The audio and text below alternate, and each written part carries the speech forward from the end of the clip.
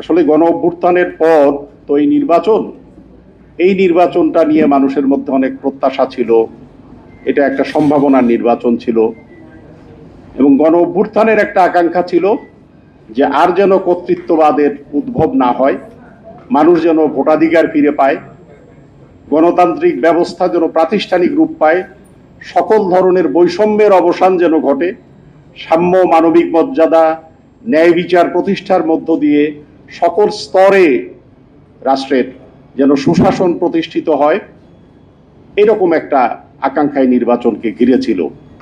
অপরদিকে জনমনের শঙ্কাও ছিল এই নির্বাচনকে ঘিরে। প্রথম দিকে ছিল যে আসলে এই নির্বাচন হচ্ছে তো 12 তারিখে, এরকম একটা, যেখানে গিয়েছে আমরা সেখানে এই কথাগুলো শুনেছি। পরবর্তীতে এরকম হয়েছে যে এই নির্বাচনটা ব্যাপক সহিংসতাপূর্ণ হতে পারে, কেননা বাইরে অস্ত্রের ছড়াছড়ি এরকম নিউজ আসছিল, বাইরে সন্ত্রাসীরা আছে, বর্ডার দিয়ে অস্ত্র ঢুকছে, এগুলো নিয়ে শঙ্কা ছিল। তবে এই যেভাবে নির্বাচনটা হয়েছে মোটামুটি শান্তিপূর্ণ এবং সকলের কাছে গ্রহণযোগ্য একটা নির্বাচন এটা হয়েছে।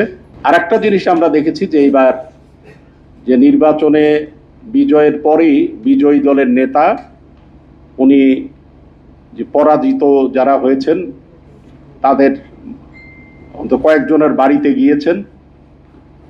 তা এটাতে মানুষ আশান্বিত হয়েছে যে আমরা ধীরে ধীরে হয়তো আমাদের যে সাধারণ রাজনৈতিক মানে গতানুগতিক রাজনৈতিক কালচার ছিল, এই সূক্ষ্ম কারচুপি, স্থূল কারচুপি, এগুলোর যে ঢালা অভিযোগ, সেখান থেকে বোধহয় ধীরে ধীরে বেরিয়ে আসতে যাচ্ছি।